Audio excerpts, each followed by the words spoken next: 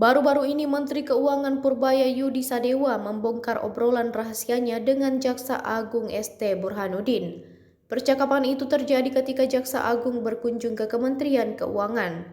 Burhanuddin sempat bertanya kepadanya soal tindakannya terhadap aparatur pajak atau bea cukai yang terlibat masalah hukum. Seperti dikutip dari tayangan YouTube CNN, Jumat 31 Oktober 2025. Awalnya Purbaya sempat mengaku heran mendengar pertanyaan itu. Dia kemudian mengatakan agar silakan dihukum sesuai dengan hukum yang berlaku. Dari percakapan itu, Purbaya baru mengetahui ada intervensi dari pihak tertentu agar kasus-kasus oknum pegawai pajak dan bea cukai yang terlibat hukum tidak diusut. Tapi siapa oknum itu? Purbaya tidak mengungkapkan. Dia hanya memastikan tidak akan menutup-nutupi kasus hukum yang menyeret pegawai Kementerian Keuangan. Purbaya juga tidak sudi melindungi anak buah yang membuat kesalahan dan menyalahi aturan. Tak peduli walaupun anak buah itu sampai harus datang memohon kepadanya untuk meminta perlindungan. Kecuali pegawai yang tak salah lalu diganggu, Purbaya janji melindungi. Purbaya ingin memastikan Kementerian Keuangan tidak akan menoleransi pelanggaran hukum apapun di lingkungannya, sekaligus menegaskan komitmen transparansi dan tata kelola keuangan negara.